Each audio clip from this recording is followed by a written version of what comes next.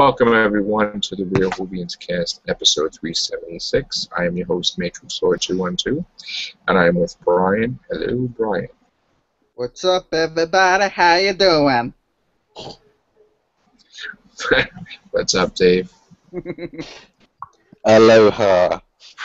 What's up, Mike D? What's up? What's up, Tim? What's up? Okay, so today, me and Sharon watched Doctor Who Season 5 from the 11th hour on to Flesh and Stone. Okay? Cool. I'm getting her started. I lent her Season 5. She's going to be watching it. And I'm going to give her 6 and 7, trying to get her caught up. Okay? So far, of the first 5 episodes, she was really liking Time of Angels and Flesh and Stone a lot. I think she liked the Dalek one too. But she's gonna rewatch it, I think, 11th hour. She didn't dig that one right off the bat? Not the Beast Below 2. She wasn't really. So who's her favorite Doctor? Oh, she loves Matt Smith. Did she? So she saw Eccleston and Tennant then? She didn't want to look at Eccleston. I mean, she saw David Tennant, some stuff, but she wants to start off with Matt Smith and then go backwards. No, I'm surprised though that she didn't like the 11th hour right after, because that one is a really strong episode, and most people. I think she said that she wants to watch it again, I guess because she was tired and stuff too. But I mean, she really, the Weeping Angel one she loved, absolutely. That was a two-parter. Yeah. So we'll see. But I was thinking about it. I'm watching these episodes again, and I'm thinking, I'm like, ever since Matt Smith came on, the 11th Doctor, there was always this thing with the religion, even a little bit before that, with what are you talking the church. No, I'm talking about. This is going to come up. We had the Church of the Silence, which we didn't know at the time. It was the Church of the Silence, with Madame Bavarian going back in time, altering this whole time. But there was the cracks in the wall. There was Father Octavian, River Song, that whole church that was supposed to be after. Well, in the end of time, we also had at the beginning Wilf with the mysterious woman in the church. Right. The stained glass and the whole thing. Yeah. Right. And now we have stuff coming up that's going to get a little ridiculous. Well, besides ridiculous, it's going to get religious. In Series 8. A lot of references and different things. So I'm just curious if this is an extension of that. We're kind of seeing things out of order. Like the first time they mentioned the Headless Monks, it was the final resting place of the Headless Monks in that museum. And then it kind of went in all different directions backwards. Well, yeah, the whole thing's out of order. It's because of River Song. Because her story is out of order with the rest of it. And so, anytime she appears, then plus that's been the whole thing that's what they tried to tie up at Christmas was Matt Smith's Doctor was all out of order in a lot of ways. So there you go. But she did visit other doctors, which not just her though. Smith's Doctor, or the 11th Doctor, had a lot of free time on his hands because what we saw was not everything he was doing. It's true. So he disappears for forever. We don't know how much time went on between Time of the Angels and the Snowmen, because obviously he was like the wounded Doctor, the one that lost his friends. Right. He had to go sulk in a cloud. Years. Yeah, years. And now, without giving any spoilers, we already know the new Doctor says, I've been around 2,000 years from the trailer. So there you go. Yeah. Which, if you think about it, the fresh thing on his memory is his last incarnation, because that was just about from 906. I don't think he cares about that. No, but it was age 906 to 2000. I don't get that when they mention his age. It's very confusing, for me. That's basically the 11th Doctor was for 1,100 years. He was the 11th Doctor. Plus, he lies all the time. Like with Eccleston and Tennant's Doctor, he was 900. When he when he reached Matt Smith's Doctor, he was like 1,000 or so they say. No, he was 906. Yeah, but is that Earth? That's the thing. It doesn't matter. It doesn't Because matter. I mean, their planet, whatever, revolving around their sun, their day might be different than ours, Exactly. I mean, whatever. it's not even important. He's a Time Lord. I He mean, does I what he know wants it's to not do. really an important thing, but it's just sometimes like I think about it and it's a little confusing for me. Well, you shouldn't worry about it because at the end of the day, he lies anyway. So. Yeah, that's true. Well, there's always been a bit of a religious motif that kind of surrounds the character of the Doctor throughout the series. He's a bit of a messianic sort of figure, coming to kind of save mankind, and this whole thing, especially with him being able to, I guess, have a relationship, like with like Amy or with some other sort of female, with having to abstain from that sort of thing for ultimate good, not really being tied down. I mean, one could look into things, albeit maybe a little too closely, obviously, but there's something that you could look into with things just for fun. I mean, I don't think it's something consciously that they're trying to place into the series, but you can look into Star Wars. There's been papers and books and stuff written about that, so the sort of religious tones that have been inflected into that as well. Well, I think the only time the Doctor fell in love with somebody was just Tennant and Rose, pretty much, and that was that. And then we saw the fallout from that, and then we saw him move on from that. And who's echoing? Yeah, who's echoing? But I mean, David? it could be. It was a religious experience that I could hear involves Who's echoing? God. But in the where we are now, I mean, he's not like. Well, I mean, if you want to talk about his relationship with Amy, that was a whole he's just like a kid now. I mean, he's like he's very young, this Doctor, and he acts that way. Same thing could be said about Peter Davison. Yeah, but he's still the old man in the young man's body. Remember? Yeah. But he still has, I guess, that he always carries that weight on his back. Yeah. Yeah, And when he regenerates now, it's like being crucified in a sense, isn't it?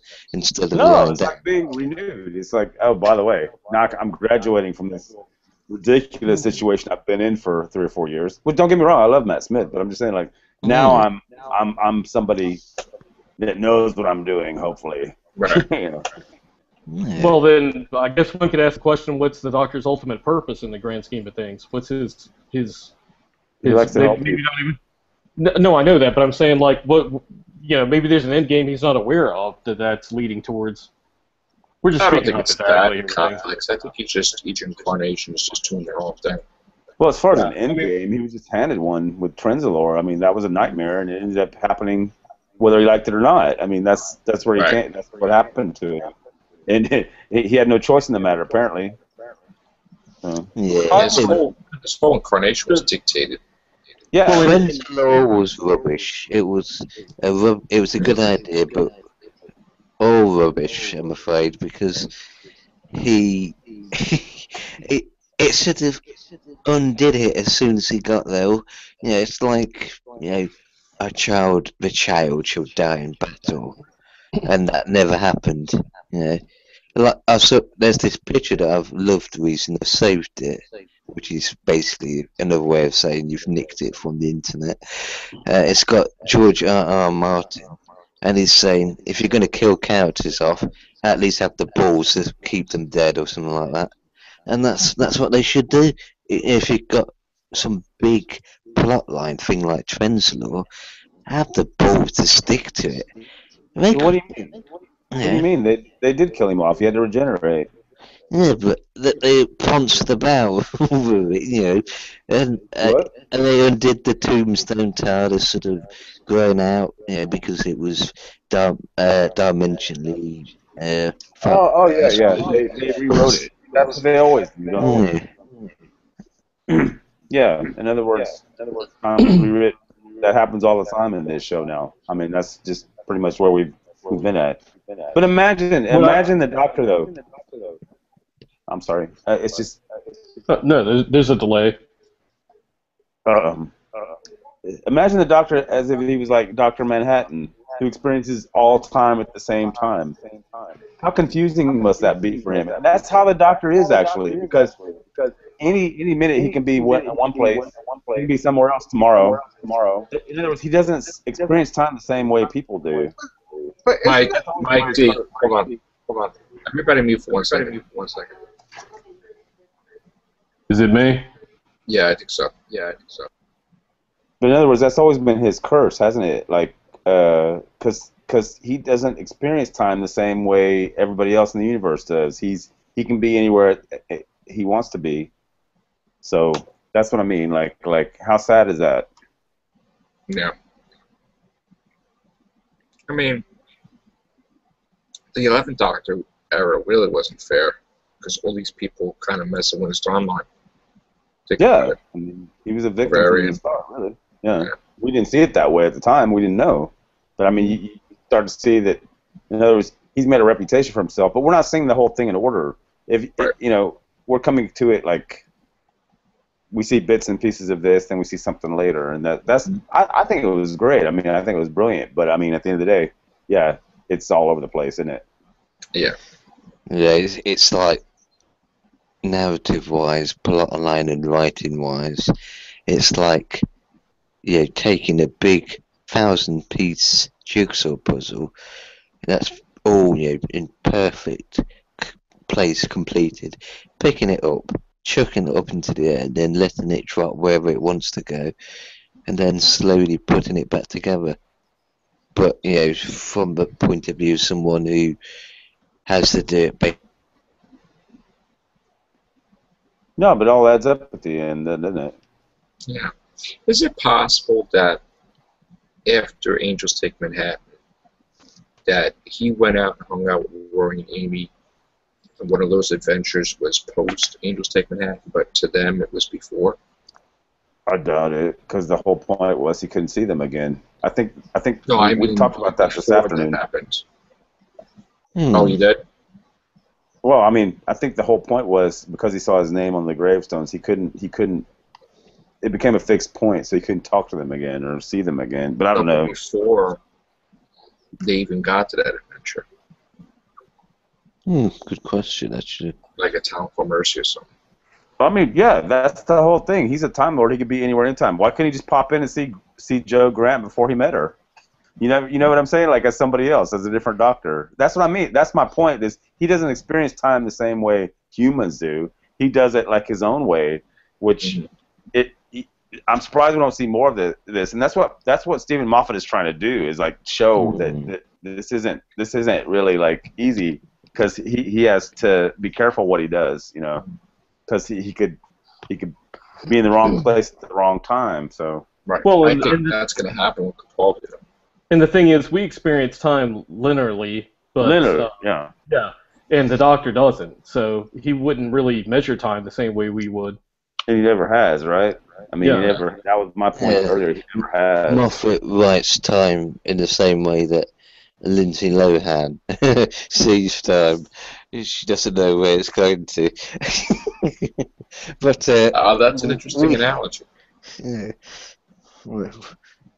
Oh well, she does it with certain substances, and I'm afraid Moffat does it with. Well, he doesn't know where he is. I don't think now, because he's got so much on his plate. He's basically doing Star Wars apparently or something. He's got Hollywood. He's not doing Star Wars. He's not doing Star Wars. Have you ever seen David? Have you ever seen any of Moffat's comedies? He does a really good farce. I mean, that's what he does. I mean.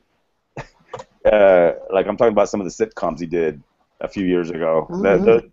They're really, I mean, he sets up the most god-awful situations that people fall into and have to deal with. It's just like hilarious. It really is funny. But I mean, that's what he tries to do with Doctor Who as well. I mean, because it's all timey-wimey, isn't it? That's the whole thing.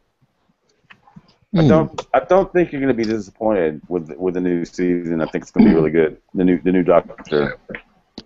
Speaking of the religious aspects, I've always my personal, what I got out of watching Doctor Who was it's interesting that the Time Lords always struck me as being almost like a religious order in the way that they have their society structured.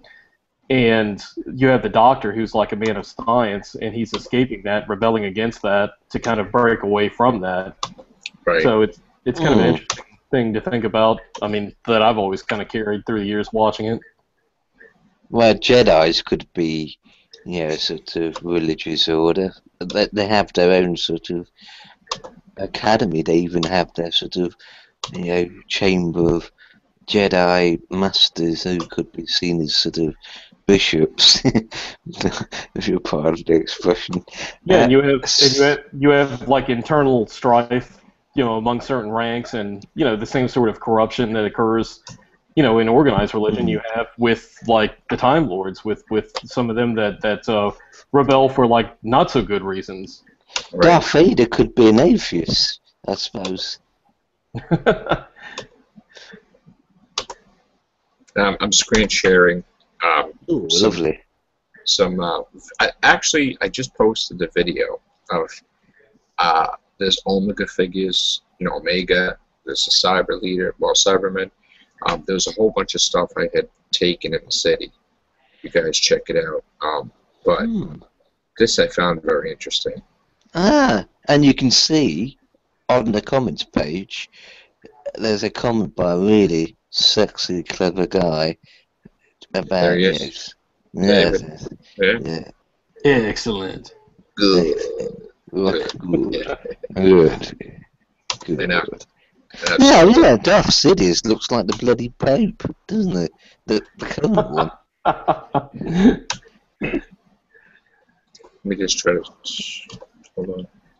Everything is great, as I have foreseen. Yeah, I'm going to screen share a Doctor Who toy is there. You can see it. There's Omega. Shit. That's right. That's the Omega from the Three Doctors. Yeah. Yeah. It's cool, right? What do we have here? Fourth Doctor, Zygon, and is that Matt Smith on the far right, bottom row? Okay. Who's that on the far right, top row, to the right of Tom Baker? That's David Tennant.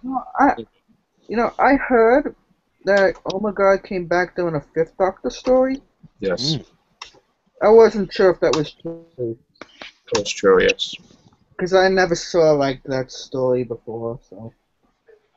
I'm still holding my breath to see the Raston robot again. Yeah.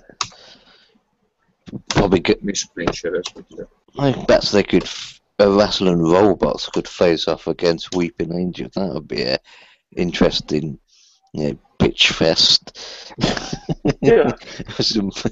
You got some Ice Warriors. You got some. Yeah, because they could hop up. They could hop up in the air and phase from one location to the next. Yeah. That'd be kind of cool. Yeah, you could argue they do it. They have the same sort of attack. Right. Well, and what is it that the Third Doctor said in the Five Doctors? Something about them being the deadliest assassins or something? Well, they're called the Raston robot, but I think that thing was created by the Time Lord, just like they think that Weeping Angels were Time Lords. Sonic screwdrivers. Well, they took out the cyber group in no time. In that episode, the Five Doctors. Sort of both inventions of the Time Lords to do their, dirty work for them. Send them to a planet or place or whatever, and leave them to sort of whack them, so to speak. I'd like to see two Doctors with Sylvester McCoy and Peter Capaldi's Doctor. That would be really good. That'd be crap. Be a Scottish bitch fest. A Scottish smackdown.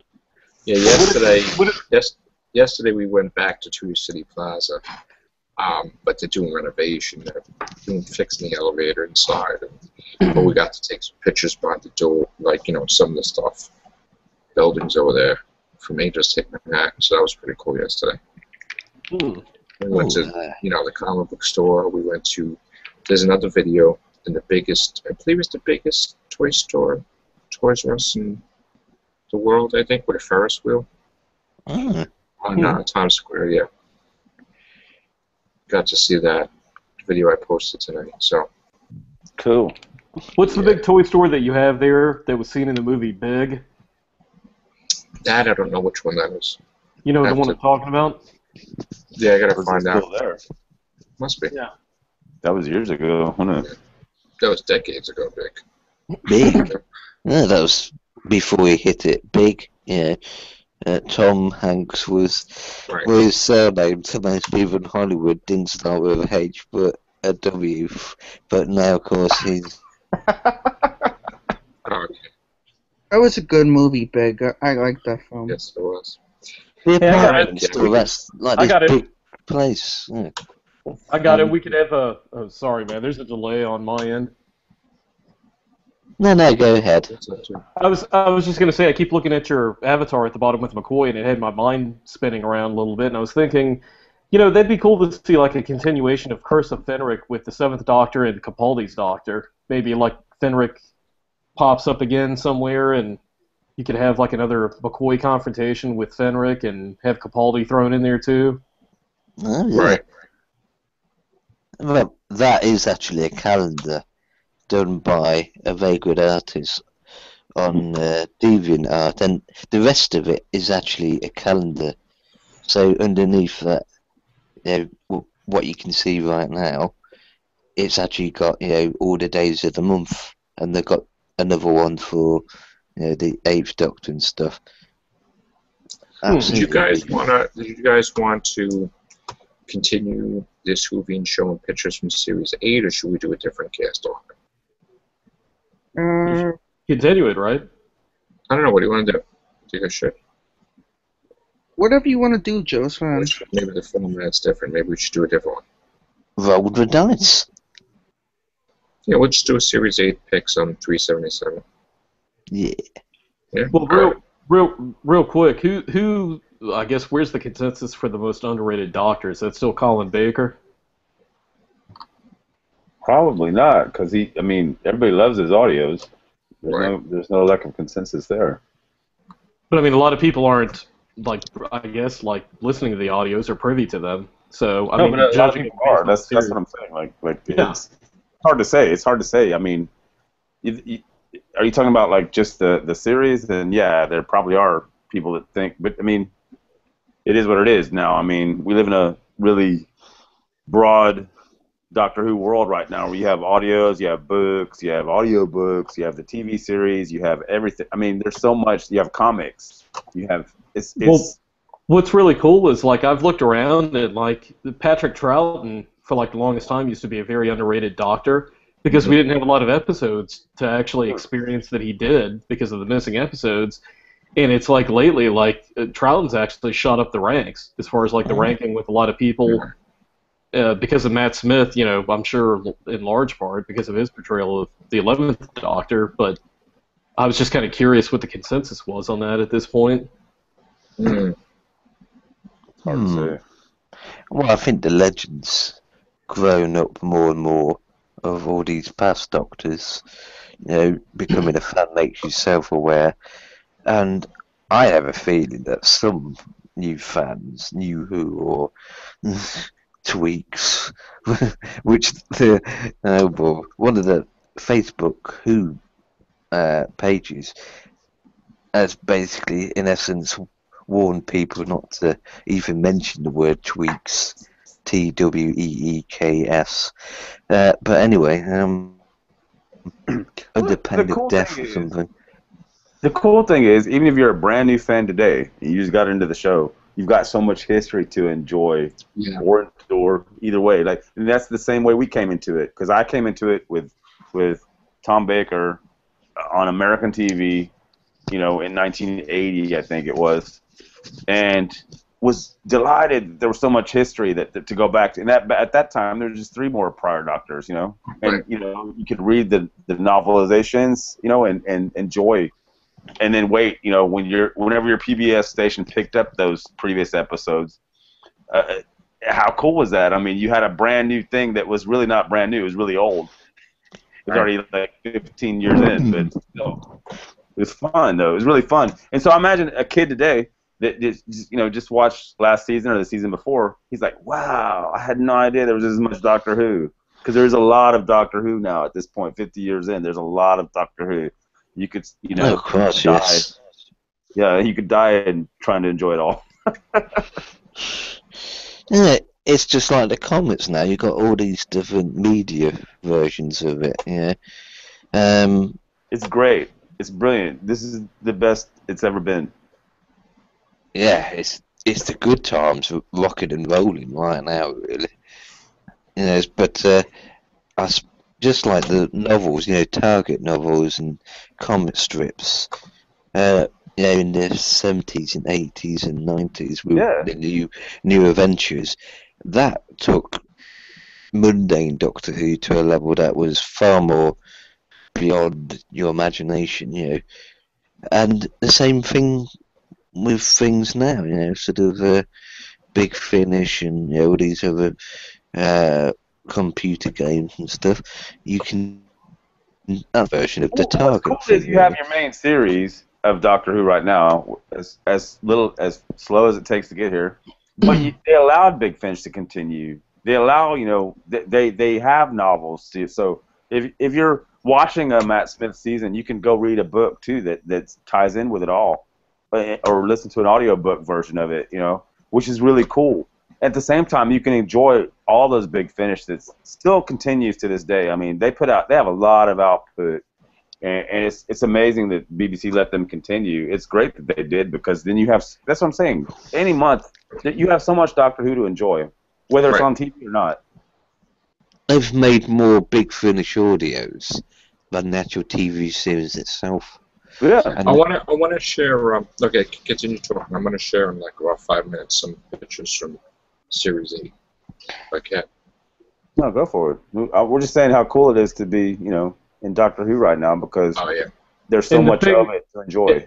And the thing, like for like older fans like myself, and like many of you guys here, the thing that still strikes me as being very surprising is like how pervasive this has become in society now, like as a cultural sort of iconic sort of thing, where I'll go walking down the street or go to the mall or go out to eat or something, and I'll see like some girls wearing like TARDIS leggings. Cool. Or like somebody's wearing like a Dalek hat, and you're like, wow, like no one knew who the hell Doctor Who was like back in 1987 when I was in the like 7th grade watching the show. Like, people wouldn't know what the hell you were talking about if you talked about Doctor Who, and now it's become like a hipster thing, also. So no, that's what's cool is it's kind of become worldwide. I mean, it's just over the past, I'd say like 5 years. I mean, it really has gotten big in a big way worldwide, which is cool. Compare that to 15, 16 years ago. In the 90s, you were a nerd if you liked Doctor Who. I mean, the people were bullied for liking Doctor Who, apparently. Oh, yeah, they were. Not myself. I mean, was. That's what I mean. Like, I mean, and that's when, it did really go through a dark period where there wasn't anything but the Virgin novels, the books. Right. And God bless it. I mean, it really came back big. I mean, 10 years ago this week, I mean, it came back in a big way. Yeah. Well, maybe no. I guess they started filming it, right, David? But there you go. What do you guys think of these pictures? Awesome. What do you think of this woman? She looks like she's trying to pick Capaldi's pocket or something. She looks like she's dressed like the 11th, too. He's just seen a certain Welsh bloke yet again after the corner of his eye. Oh, God. That's pretty cool. Back at you. Security. Hey, no, he's saying, hey, there's Stephen Price again. He looked like he was pointing to the crowd. There's that Stephen Price bloke again. Security. Yeah, did you guys hear about Beefhead's disaster yesterday? No. Yeah. Yeah. He showed up to film. I mean, he showed up to check out the filming, but he was there about 3 hours too early. So he left, and then he got home, and they were showing pictures of the filming.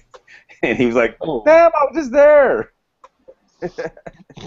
Poor guy, he missed out completely. Oh, man. Wow. Holy shit. So who's this Missy? Who knows? Yeah. The Guardian of the Neversphere, or something like that.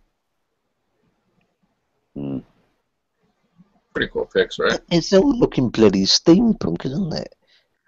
That's what I keep thinking. It's Victoriana science fiction, Jules Verne. Hmm. Hmm. Get a drink.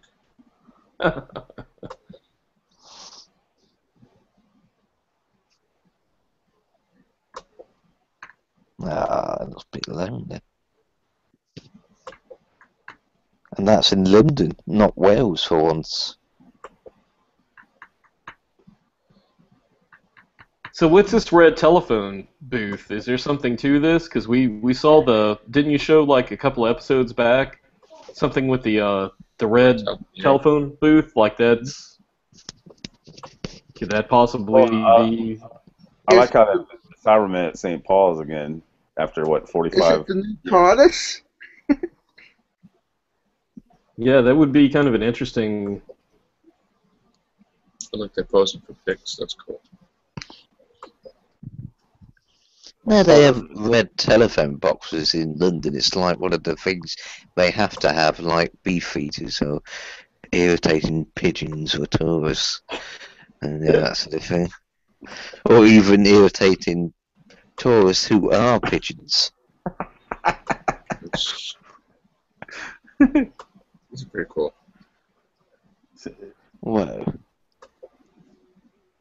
You know, the more I see Capaldi in his new costume, the more I think that it's pretty cool. Well, there you go then. That's the point, isn't it? But it changes quite a bit from episode to episode, apparently. Yeah. He wears different shirts and different... But still, he looks pretty badass as the Doctor. Yeah. Oh, yeah. What's going on with this telephone booth here? Because it's very centric to a lot of this. According to Tim, it wasn't there when he was there, and then later on, because he was at that same place, and then he went home. I just had a thought. You see those pictures of the TARDIS shrunken. Yeah. Perhaps that is the TARDIS. Could be the community circuit. Community circuit. Yeah. Yeah, because that box is very centric to a lot of these photos, most of them, and. What do you think he fixes the chameleon circuit again? Well, could be Missy. Quite possibly Missy's TARDIS. Could be. Because it does seem like he's keeping rather close to it. And he was running away from it in a very sort of Doctor leaving the TARDIS getting into action. And if we have those earlier photos of him having the shrunken TARDIS, maybe he's unable to use his TARDIS, and maybe that's Missy's TARDIS, and he's having to utilize it with Missy for some particular reason. If this is supposed to be modern-day London, then it would make sense that the closest thing it could change into would be a sort of old-fashioned red, London phone box. Not a public urinal, which they have in London as well, because you can actually go to the urinals in broad daylight and do whatever. Unfortunately, now you've got bloody Cybermen walking around.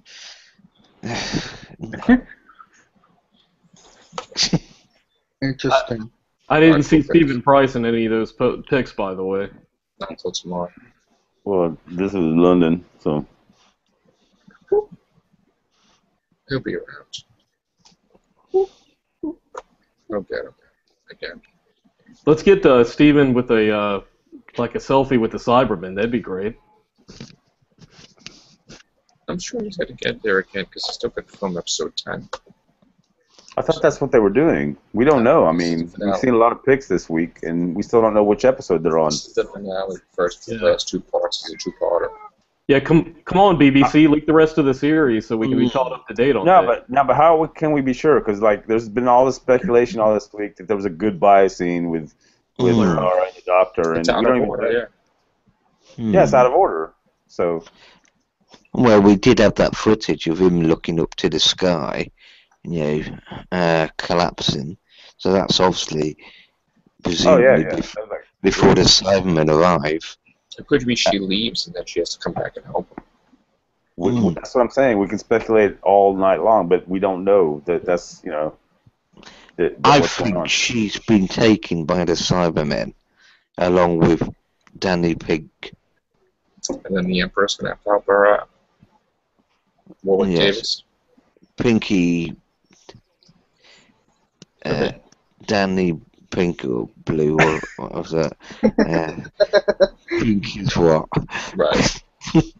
All right, gang. It's getting late. I got to get up early. So, any final thoughts, Brian? Let's see here. Just yeah. I don't know. I guess can't wait until Doctor Who, I guess. Yeah, it's a little bit less than 5 weeks away. There you go. There you go. All right, David. I just have a feeling that all those Cybermen around the gravestones and all this invasion thing suggests some sort of harvesting the flesh or something like that, and it should be interesting. It will all make more sense when we watch it, but it's getting very exciting, very exciting. Mike? I'm just waiting to see Pedals Price join the TARDIS crew. Yeah, for Pedals this week. Tim, maybe. Yeah, less than 5 weeks, bro. Let's do it. It's gonna be good. Rock on. It's gonna be awesome. All right, guys. Take care. Awesome run.